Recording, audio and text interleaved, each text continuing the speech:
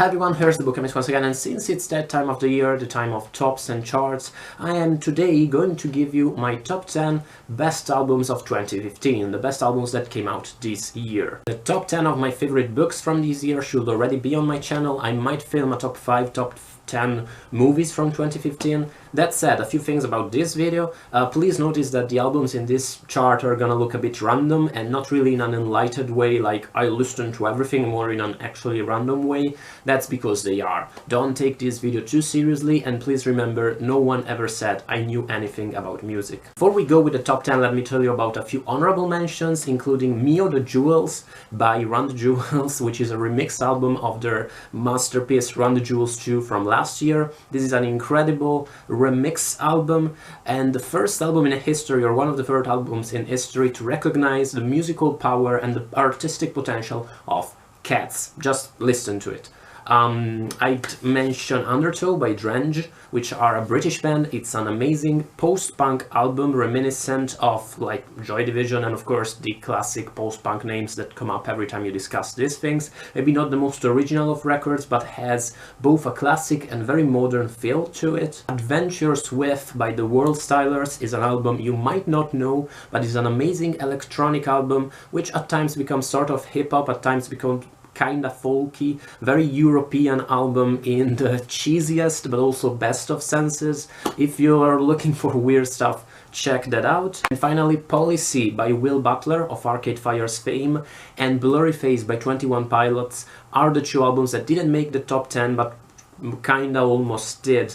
The first one, Policy, is an amazing record by Will Butler that mixes different genres, different influences, shows his potential as a singer and songwriter, but it's a bit too short and too unambitious, really. Whereas Blurry Face by 21 Pilot is great in 21 Pilot's high schoolish way, but it's not as maximalist and as colorful as their previous album, which is Vessels, which was pretty much my favorite album from 2013, at least at that time. Number 10 from this year was How Big, How Blue, How Big, How Blue, How Beautiful by Florence and the Machine, her comeback album really, which was an awesome experience in many ways, but a bit of a letdown in that the album featured these few very anthemic, very maximalist tracks like Third Eye, which might very well be her best track ever, her best song ever, the title track for instance, but there was also lots of calm and lots of much slower tracks that at times kinda made you forget you were actually listening to the album in the first place. This sounds a bit too drastic, but really, great album, maybe not my favorite from her. Number 9 is Honeymoon by Lana Del Rey, which is really the opposite kind of album, an album where there aren't many peaks, songs that stand out from the others, but at the same time it's unenjoyable listening to me from start to finish. It feels very differently from Ultraviolence, which had very strong songs but a very weak middle. Here, even the atmosphere is kinda different. It feels like, I mean, to me, Ultraviolence was like if Lana had died and was singing from the underworld. Here it looks like she's in purgatory, which doesn't, again, it doesn't sound like too much of a compliment, but gives the album a rather fascinating, eerie feeling. Number 8 is Two, not Two, but Two by Fiddler, a Californian skate punk, surf punk band which became kinda famous in the punkish, like pop punkish scene with their debut album in 2013. That album was an album with a few very catchy, very entertaining and strong and fast tracks, and other like more mediocre tracks drowning them. Here the same kinda happens, though the general level has increased. But at the same time, in a way, the album feels the same, but it feels like Two is an evolution from his predecessor. It's odd to articulate because the message of the album is still, I found out when I got older that life sucks when you get sober, but at the same time the band feels more mature. The songs are a bit more ambitious, a bit more complex, there's a bit more of variety, but the album is as enjoyable and as immediate as in the past. A great reading, no, not reading, I'm not talking about books, a great listening if you like pop punk. Number 7 is Art Angels by Grimes. NME the English magazine put it number 1 this year, and they said something to me which makes very much sense, which is that this album feels like Grimes showing the world she can make an album made entirely of potential hit singles.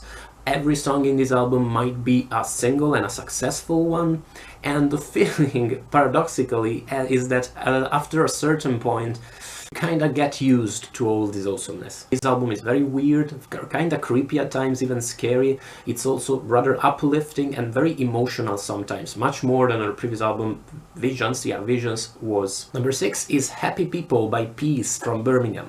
Birmingham has produced quite a few interesting young indie bands in the last few years, like Swim Dip, Peace, it's themselves, Superfood. Among these three, Superfood are still probably my favorite, but Peace and Swim did something rather weird. Peace began with a psychedelic debut album, and Swim Dip began with a rather standard indie pop album, and this year they came out respectively with an indie pop album and a psychedelic record. And Peace now are like really, their record is much better in my opinion, much more solid. There is a good level of variety in here.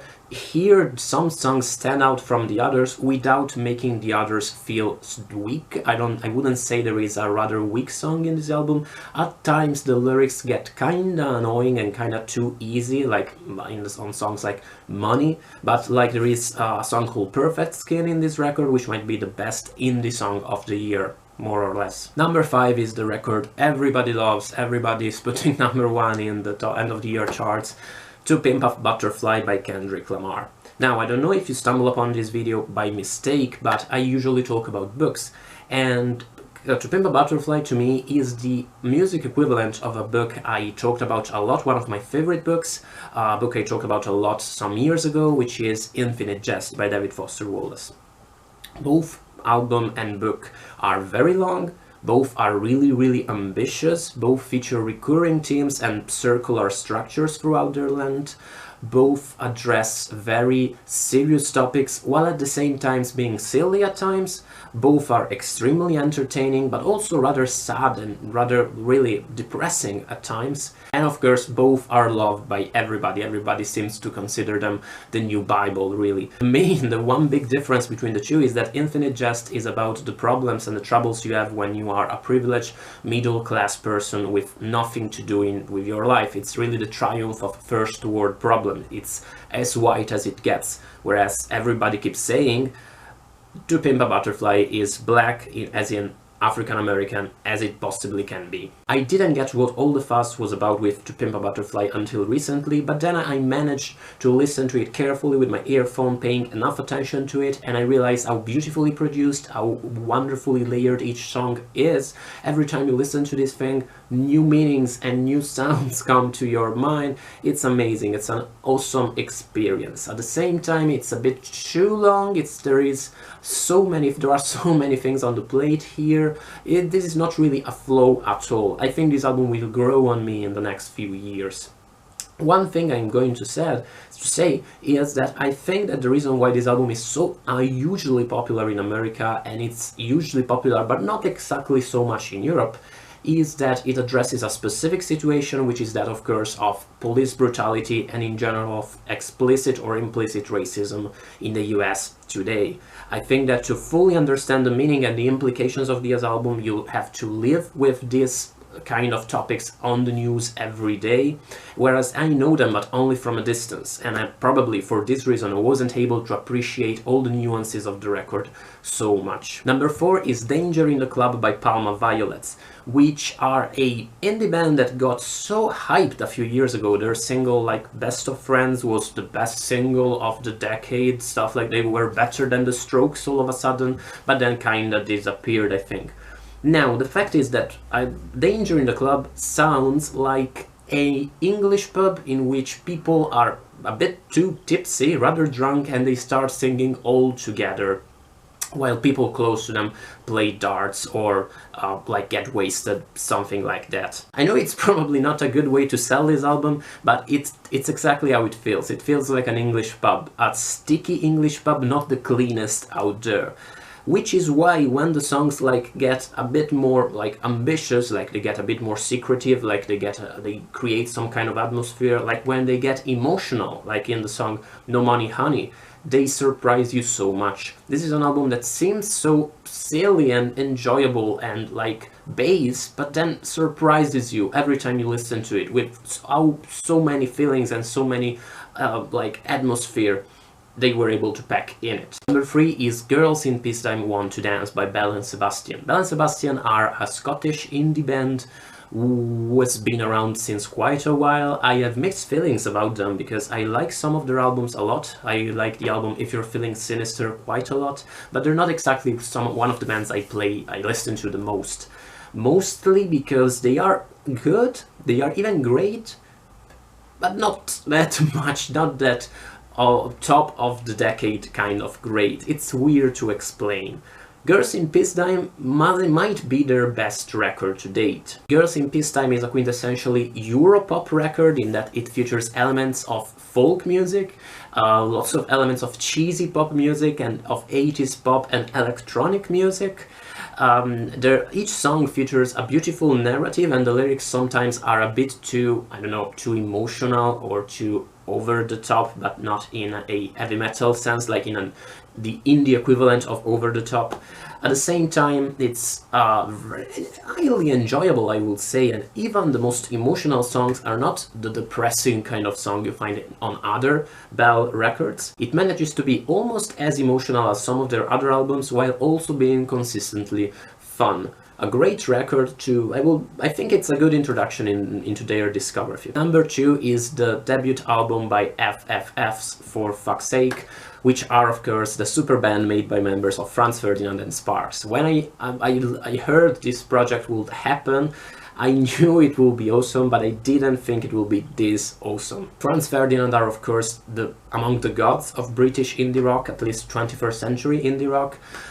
They are also pretty much the first band I really got into when I was, I think, 11 or 12, whereas Sparks are a historical band who put out so many excellent, incredible albums between the end of the 70s and the 80s. I know they also have great albums out in the 90s and in the 21st century, but I have never listened to them, not yet. I knew only their classic stuff, and I was so excited when I heard about this project. And the result is simply awesome. The alchemy between the two bands, it's perfect, and this album listens exactly. The alchemy between the two bands is awesome, and this album feels exactly like the marriage between the styles of the two bands. In some songs this is explicit, like in Collaborations Don't Work. This album is also very self-reflective and kinda postmodern. In songs like that you really can listen to the different styles put one against the other. In other songs the two are mixed. It's a bit more difficult to understand if this song is more FF or if more S. But that's it only makes the whole thing more awesome. Lyrically speaking, this album is flawless, it's really a pleasure to listen, and while it's a bit silly throughout its whole length, it also features one or two moments of deep emotional impact. Like at the end of the first song, at the end of Johnny Delusional, there's a verse that goes, "Wouldn't it be terrible if there's no music there?" And when that line like kicks off in the song, really, it breaks your heart, and the rest of the album really does an awesome job of making you forget about your heartbreak. It's a great album, really. It's like, I think I'll keep listening to it for a few years at least, and it was the album I listened to the most this year. And finally, number 1, my favorite album from this year, wait for it, I don't think you were expecting this, Ape Quest by Professor Elemental. No, don't go away. A premise. I think I might be the world's greatest Professor Elemental fan. I have listened to his record in the last few years, I think more times than to the records of any single artist. I know most of his lyrics by heart, and I have a huge fascination with the world of the Professor. Professor Elemental is a British rapper who mainly raps about British culture, nerd culture, science fiction and steampunk, about, well, how it is to be polite in life and to be a normal person instead of a gangsta who spends his days robbing people. And in general, he's very self-conscious about his rapping, and he offers an alternative to the to the violent kind of rapping that is of course hugely popular and that I like a lot. Of course, I like gangster rap a lot myself. The thing is that Professor Elemental might look like just a humorous project, like, I don't know, Happy Crack Battles of History or Lonely Island, those kinds of things. But no, it's not. Please, this point is very important. He is, of course, amazingly funny. Many of his songs are really rather humorous. In the same way, many of the early Kanye West songs were humorous. That might be too much of a stretch, but stay with me. At the same time, I don't think he is just a humorous project. I think he is a rather serious artist, and he has written so many songs on the importance of being accepted and on the importance of respect. He has written so many narrative songs with very dark atmospheres, songs about like impossible love. And if note some kind of irony is always present in his works, I think he manages to achieve something with rap music that not too many artists are even trying to achieve. What do I mean? Let me explain. Ape Quest is a narrative album, a concept album, in which the professor goes looking for his monkey butler Jeffrey, who got lost at the end of his fourth album, according to how you count, Father of Invention. Jeffrey got lost through time because of an accident involving the professor's time travel trousers, and he travels through time himself. He visits prehistory, he visits the Wild West, he visits the future, looking for his friend. Now, I know this might sound silly, and of course it is, it's in the nature of the project, but Professor Elemental really shows how rap music, which is this very powerful means of narration, can be used to tell beautiful stories, beautiful genre stories, beautifully inventive stories, but at the same time he also takes time to reflect about the power of storytelling. In a song called Pterodactyl on this album, he reflects about how, of course, all these things he talks about are just in his mind, are just some kind of game. But at the same time, he says that it doesn't matter as long as we're all together and we're all believing in this illusion, as long as we are sharing this adventure with him, as long as we're having a good time with him.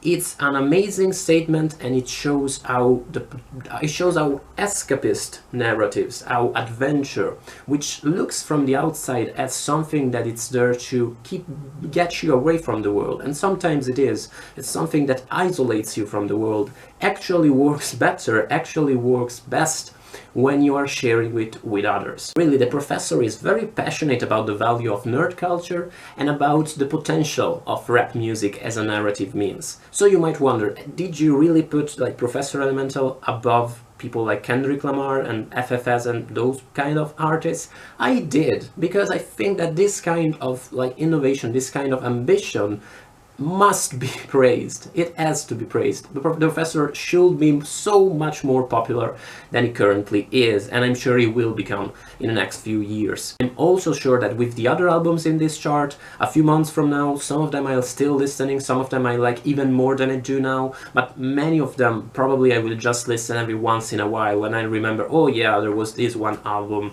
by Lana Del Rey. Whereas with the professor, I'm quite sure I will keep listening to him in the next years, because of course his proposal is unique. He is a unique artist. Do check out his stuff, do buy his albums, buy his records, listen to his music. Let me know if you do that, if you like him. And of course, let him know. He's a great guy. Thank you so much for watching, guys. What did you think of this top 10? I know it was maybe a weird one, but what were your favorite albums from 2015, the one that you liked the most? Let me know what you listened to this year in the comments below. I will see you in the next one. Thank you so much for watching, guys. Bye, guys.